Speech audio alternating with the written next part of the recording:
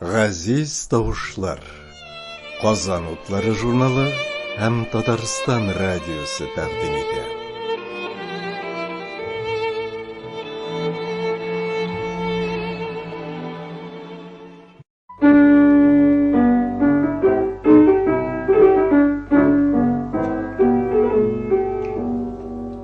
Күренекле әдип, җан тетрәндергеч калыма хикәяләренең авторы Ибрахим Салахов үз тормышы һәм шагыйрь Һади Такташ турында истәлекләр сөйли. Бу чыгыш 1990 елларда магнитофон тасмасына язып алынган Татарстан радиосының алтын фондыннан.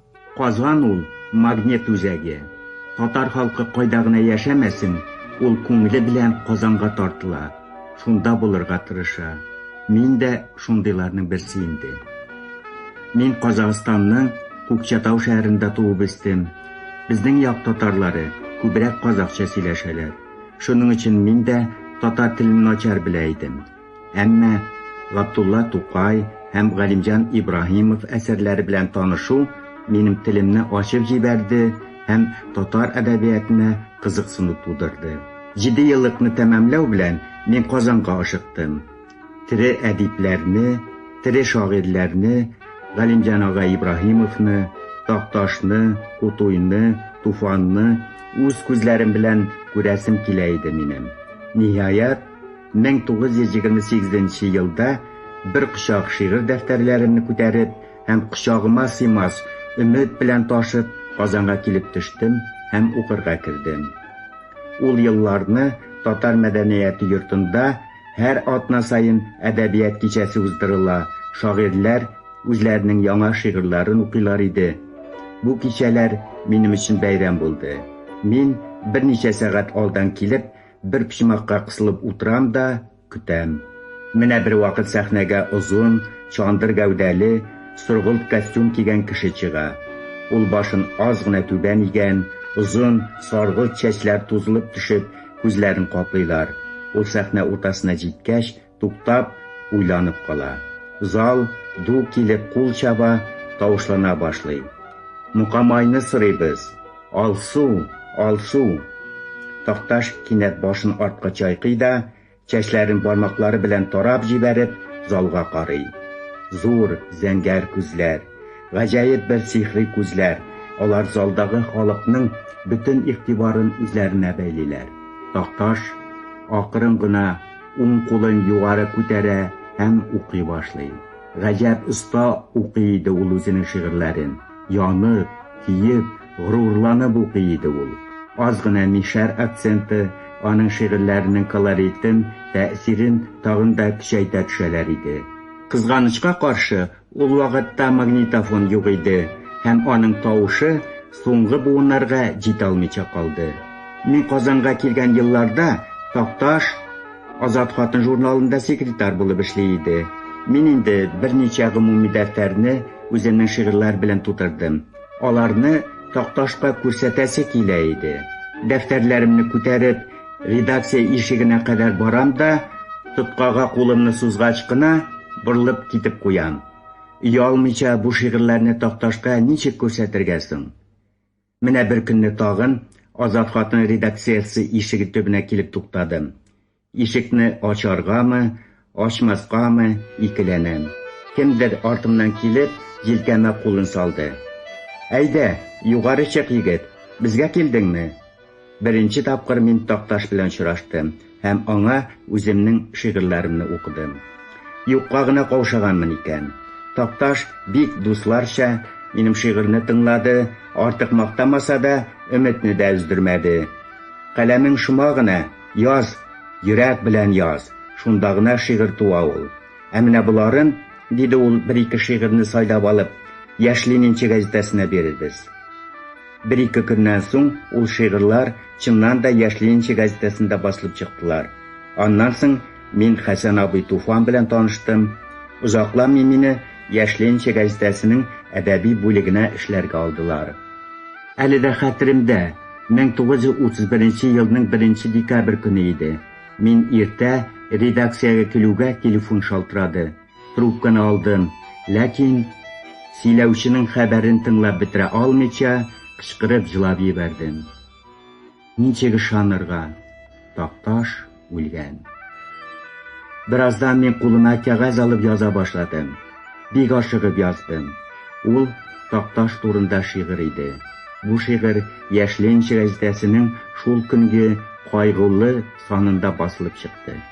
Мин шул шигырьне кабатлап укырга телим.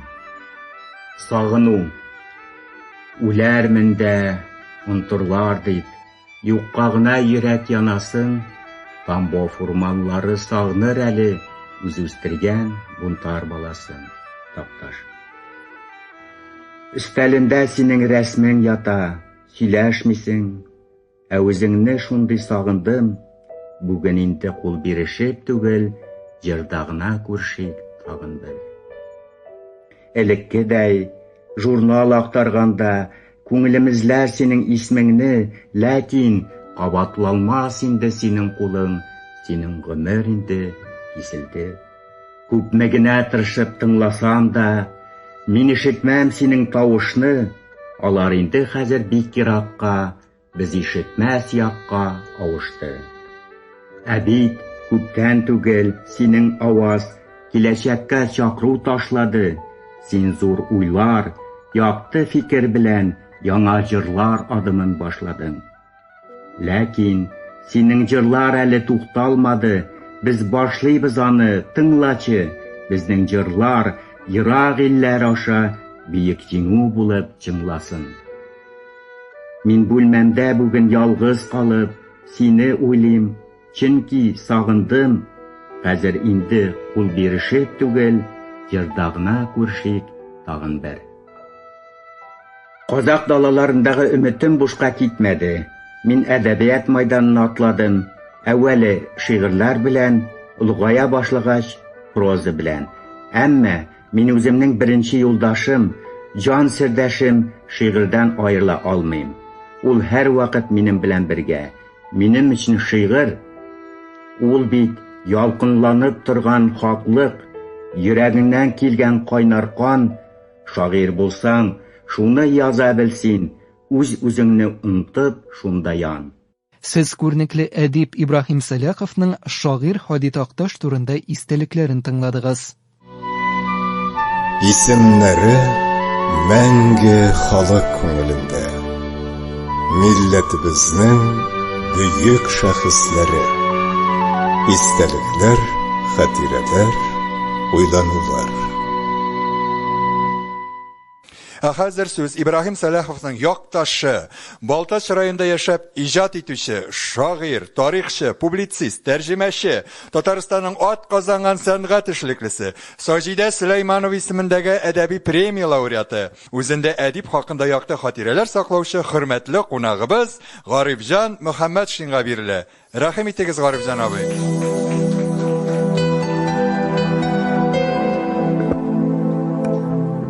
Монда чакыру алганнан бирле мин гел Ибрахим абый белән яшим. Шуны уйлыйм, шуны искә төшерәм. Балтач ягы гадәттә һөнәрле кешеләр ягы, бигрәк тә төзүчеләр ягы. Әгәр дә кемнеңдер күзенә чалынган булса, безнең Балтачның гербында да нәкъ менә кулына балта тотып, бура-бураучы аю сурәтләнгән. Менә Нүнәгәр дигән безнең зур авылыбыз бар. Ул авыл менә бигрәк тә үзенең һөнәрчеләре белән, төзүче ташчылары, балтасталары белән данлыклы. Ул борынгыдан һәм аның янәшәсендәге Шутай Шиңшиңәр авыллары шундый ук. Билгеле, ул чорда менә бу төзүче кешеләргә авылдагына, авыл җирлегендәгенә үзләренә эш табу, тормыш алып бару мөмкин булмаган. Шуңа күрә алар еракларга чыгып китеп эшли торган булганнар. Бик еракларга китеп, хәтта еллар буе шунда яшәп эшли, акча туплый торган булганнар тормышны алып бару өчен. Хәтта менә Казанның артиллерия училищесы территориясенә кызыл кирпичтән эшләнгән казармаларны безнең менә Нүнәгәр Шутай авылы кешеләре төзегәне билгеле. Менә Ибрахим аганың әтисе Низаметтин авылдашлары белән, күрше Шутай авылы кешеләре белән бергәләп, менә шушы төзү эшен башкарып, төзү эшендә эшләп, үзләренең тормышларын башлап җибәрерлек капитал туплау өчен киткәннәр Казахстанга һәм эшләгәннәр Күкшетау шәһәрендә. Күпмедер мал туплаганнан соң Низаметдин авылына кайта, һәм күрше Шыңшыңар авылындагы бик шибәр Маһикамал исемле кызга өйләнеп, аны алып кире Кустанайга китә. Һәм шушында менә Ибраһим абый Сәлахов дөньяга килә. 16 яшендә ул Казанга килә. Һәм Казан педагогия техникумына укырга кирип, 3 ел эчендә аны тәмамлый. Шуннан соң ул газет-журналларда эшли, армия сафларына китә. Аннан кайтканнан соң Казан педагогия институтына, ул вакытта укытучылар институты, анда кирип укый, газетларда эшләвен дәвам итә. Һәм менә институтны битергән чорларга ул нык авырып китә. Авырып киткәннән соң аны дәвалану өчен җибәрәләр Сочига ял итәргә. Һәм шушында инде шулай ук авыру килеш дәваланып, шунда яшәп ятучы Галимҗан Ибраһим белән очраша. Бер генә түгел, алар очрашалар, сөйләшәләр әдәбият турында, туган як турында, башкасы турында. Һәм менә Ибраһим Сәлахов күпмедер дәваланганнан соң Казанга кайтып киткәч, аның кайту чорына Галимҗан Ибраһимовны кулга алу чорына туры килә. Һәм менә Галимҗан Ибраһимов эше белән аны да кулга алалар. Халык дошманы белән аралашкан кеше буларак. Бер төркем язучылар белән бергә. Шунда. Һәм менә аны хөкем итәләр 10 ел каты режимлы төрмәгә. Бер гаебе дә булмаган. Аның менә башта язганына беренче әсәрләрен укысагыз, Ярату, Поста, Дуэль, алар менә шушы совет властына, партиягә тугрылык рухы белән сугарылган ул заманга хас булганча әсәрләр. Ул инде 10 елын төрмәдә утыра, каты режим төрмәдә. Ул анда аягын зәгыйфли, ул гомере буе таяк белән йөрде. Шуннан соң күзе зәгыйфләнә аның шушында. Күрәсең, аңар яшавында җиңел булмаган, аңлыйсыз инде. Чөнки каты режим төрмәдә гадәттә инде җинаятьчеләр утыра. Менә шулар арасында шушы шикерсез күңелле кеше. Төрмәдән чыкканнан соң аңарга туган ягына, туган шәһәренә, Күкчәтәүгә кайтырга рөхсәт бирелми, ул сөргün хәлендә яшәргә тиеш була. Һәм урнаша Күкчәтәүдән ерак түгел булган Кызылъяр авылында. Һәм шунда төпләнеп, шунда гомерен кичереп, шунда үлә, шунда җирләнә. Безнең районның делегациясе аны күмүдә катнашты. Мин очрашкан вакытта Ибраһим абыйдан ничектер җайлап кына, сезнең туган җирегез Татарстан түгел бит, Күкчәтәү, Күкчәтәүгә сезгә керергә ярамый, ләкин Татарстанга керергә яраган бит. Нигә кайтмадыгыз? Инем явызларында да җитәрлек бит дигән сүз әйтте ул миңа. Моннан нәрсә дә булса аңларга була инде. Татарстанга кайткан булыр, ләкин Татарстанга кайткач, уйлагандыр инде, мине яңадан тыгып куйлар мөмкин дип. Ул бүтән язганнарын шушыннан соң очрында, менә шу Кызылъяр авылында яза инде. Аның иң беренче анда язган әсәре үзен аклау өчендер инде күпмедер Чирәм җирне үзләштерүчеләрне данлаган Күкчәтәү далаларында. Күкчәтәү далаларында ул Чирәм җирләренең нәрсәгә китергәнен мин күргән, белгән кеше. 81 елда миңа районыбызга терлекчелекне коткарып калу өчен ярты ел дәвамында салам әзерләп ятарга туры килде. Менә Күкчәтәүдән, Казакъстаннан, Кустанайдан без ташыдык тимер юл белән, машиналар белән салам Балтачка. Чөнки эре терлекләрне саламсыз кышлатып булмый. Уның курсагын тутыра торган, тегермән ролендә үти торган азык инде. Тупас азык дип инде без аны. Менә шул чорда мин эшләремнән буш булган вакытта атналар буе Төньяк Казакъстан аркылыга буйлыга йөрдем һәм күрдем андагы Чирәм җирне үзләштерү чорында килеп урнашкан кешеләрнең тормышы. Бу котышкы шул турыда сөйләү өчен аерым вакыт кирәк. Шулай булса да, ул үзе дә аны күп дәрәҗәдә таныйдыр, теге суктырып кына булса да. Аннан соң аның зур әсәре эпопея дип атыйбыз без аны. Именнәр тамыр җәйгәндә татар казакларының тормышы турында. Менә татар тарихының әле беркем дә яктыртмаган, беркемнең дә кулы кагылмаган, тимәгән теманы күтәрә һәм яктырта. Искиткеч зур әһәмияткә ия булган әсәре. Кызганычка каршы, бер мәртәбәдән ары ул әсәр басылмады дип беләм. Ул безгә бик кирәк, чөнки татар тарихының бер битен ашатырган. Без сөйләшәбез, теге кешесе урысның татар тамырыннан чыккан, теге татар булган, булай булган дип. Аларын. Менә монда татар казакларының Россиягә хезмәте турында сүз бара. Аны яктыртучы бездә юк. Мин уйлыйм, менә бу сөйләшүдән соң нинди дә булса безнең абруйлырак прозаигыбыз, язучыбыз бу эшкә тотыныр. Һәм тайга кичерәм аны. Мин беренче мәртәбә очраштым Ибраһим абый белән Тойга киши романы буенча эшләнгән пьесасы буенча Татар яшьләр театры, аның режиссеры ул вакытта Фәрит Хәбибуллин иде, ялгышмасам. Менә аның премьерасы шул спектакльнең Балташта булды. Ибраһим абыйның менә үзе ул Балташны гел туган җирем дип, Күкшәтәү туган җирем дип әйтмәде. Балташ минем туган җирем дип сөйләде. Әти-әнисенең туган җире буларак инде. Менә аның премьерасы шунда булды. Килгән иде. Аның әсәрләрен әдәби эшкәртүче дип теркәлгән Аяз абый Гыйлаҗев, Фәрит Хәбибуллин һәм Ибраһим абый өчесе артистлар төркемендә. Менә минем бүлмәмдә, эш бүлмәмдә мин ул вакытта район хакимияте башлыгының урынбасары социаль мәсьәләләр буенча эшләгән кеше, мин 26 ел шушы постта эшләдем.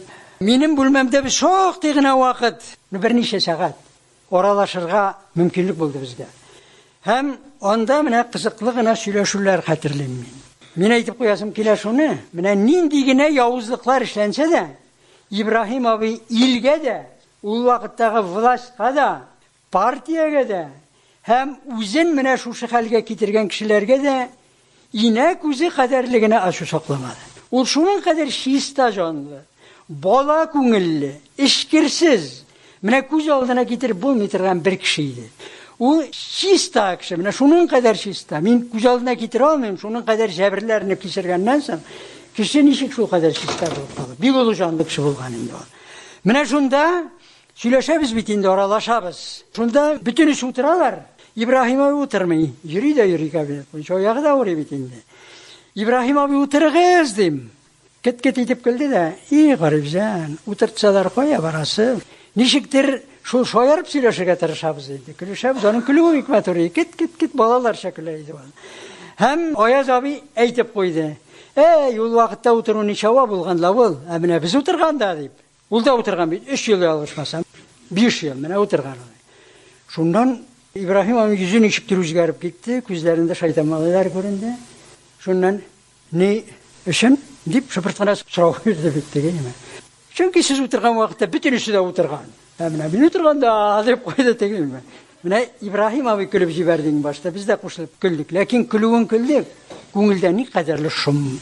Ул спектакль шуның кадәр шады безгә. Яшь артистлар булуларына карамасам, шуның кадәр матур итеп куйдылар алар аны. Мин үзем менә бу яшьләр дә Ибраһим абый язмышын үз күңелләрен үткәргәннәрдер ди бу вакытта. Бик тә уңышлы спектакль булды ул бездә. Шуннан соң инде күп куелды. Хәзер инде аларның өчесе дә юк, Фәрит Хәбибуллин дә юк, Ибраһим абый да юк, Аяз абый да юк.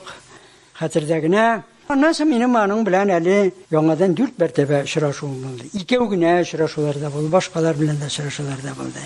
Менә мин шушы очрашулар вакытында аның турында бары тик якты, бары тик матур хисләр генә саклыйм.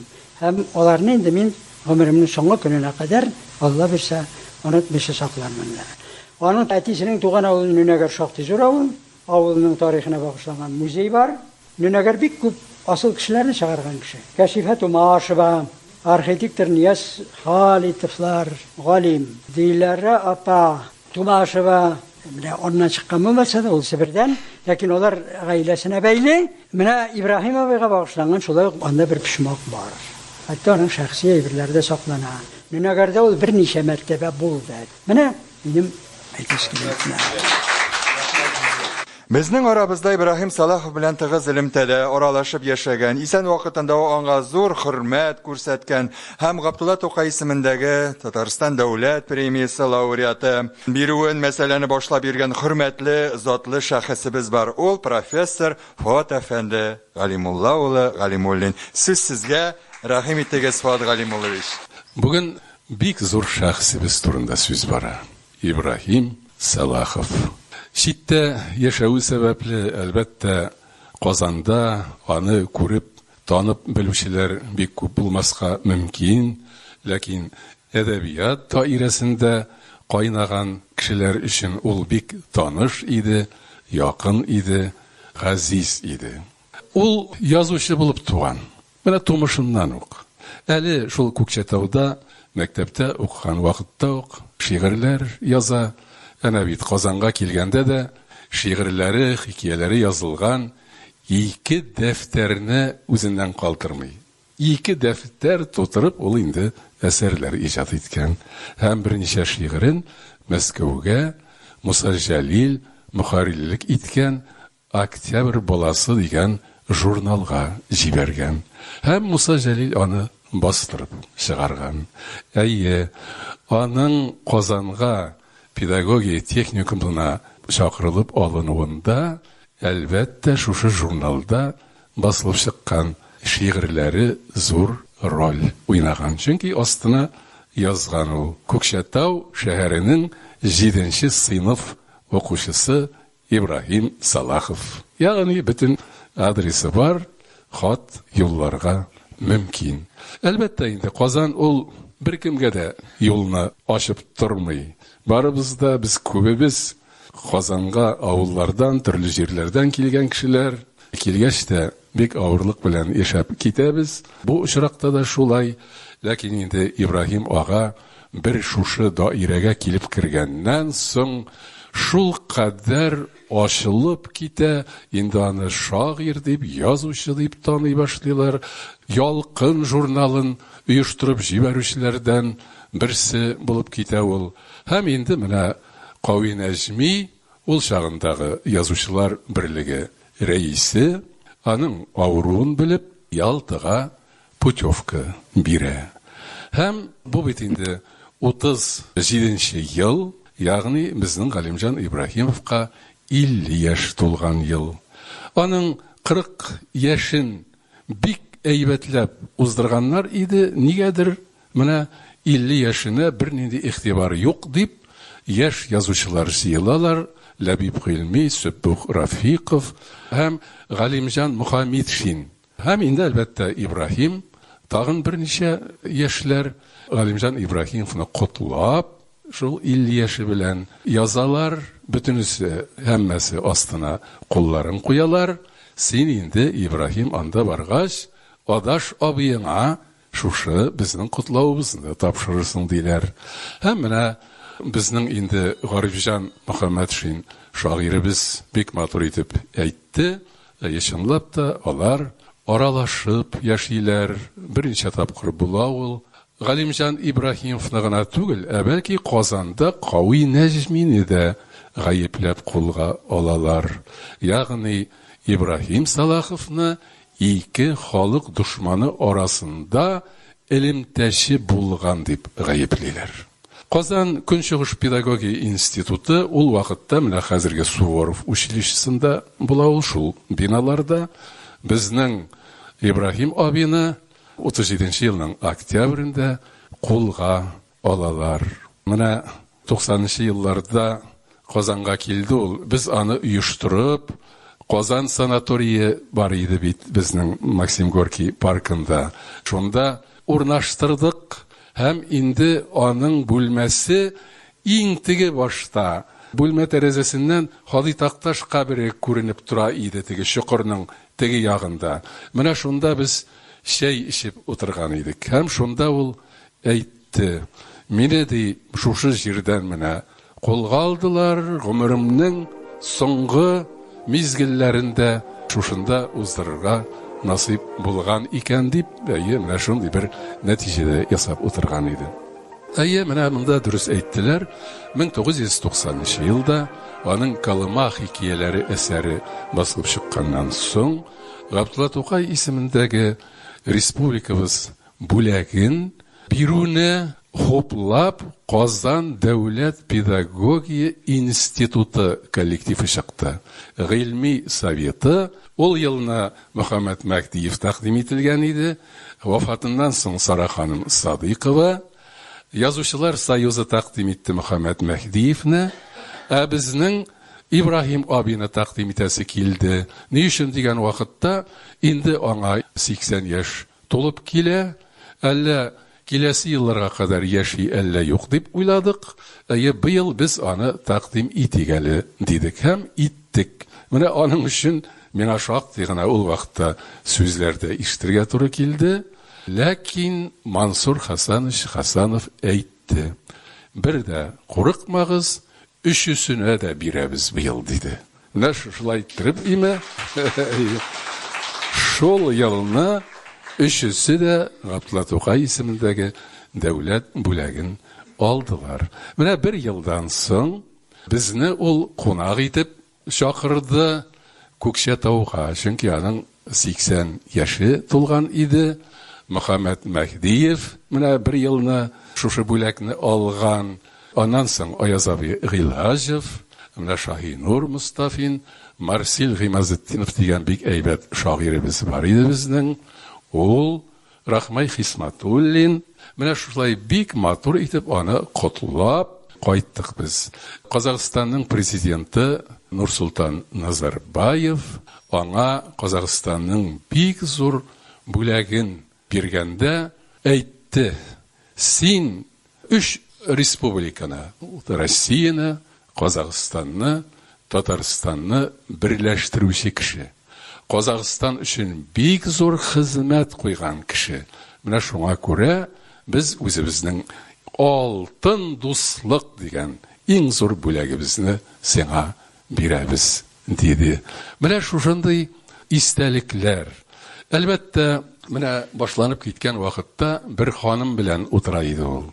Ул Әския Әхмәтшина, Мөслим районы Мәлләтамак авылыннан ул байтак еллар Көкшетауда яшәде ул.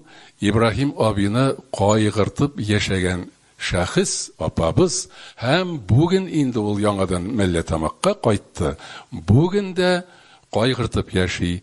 Мәдәни җомганда соңгы 1-2 ел эчендә аның Ибраһим агага багышлап зур гына мәкаләләре чыкты. Әския ханым Ибраһим абыйның бүтән кагазларын җыеп безнең Галимҗан Ибраһими исемендәге тел әдәбият сәнгать институтына тапшырды. Менә Гарифҗан Мөхәммәтшин әйткән "Имәннәр тамыр җәйгәндә" дигән әсәре бер тапкыр басылды аның. Ләкин ул калын 3 томлык трилогия. Менә аңа әйткәннәр ул вакытта: "Без инде 3-сендә баса алмыйбыз. Шуңа күрә 3 китаптан 1 китап чыгарып бир, аны басабыз", ди. Язучы кешегә кадерле бит инде ул. Үзен язган әйберне кыскарту. Ул аны утырган булдыра алмаган. Аннан инде Аяз Гыйлаҗевтан үтенгән. Аяз абый шул 3 томнан 1 том чыгарып, менә аны бастырды. Һәм инде вафат булыр алдыннан шушы 3 томлык эпопеясын, ул дөресен әйткәндә 4 кисәктән тора, миңа җибәрде. Һәм мин алдым дип хат язгач, Аллага шөкер, ышанычлы кулга килеп кергән дип әйтте. Ләкин китапның аның басылып чыгу хәерле. Ләкин күпме генә тырышсак та, моны әле без тормышка ашыра алмадык. Мин быел март айында бу 4 томнан торган әсәрне Татарстан Милли музеена тапшырдым. Чөнки миндә гомерлек түгел шулай бит. Ул инде мәңге саклана торган урында булсын.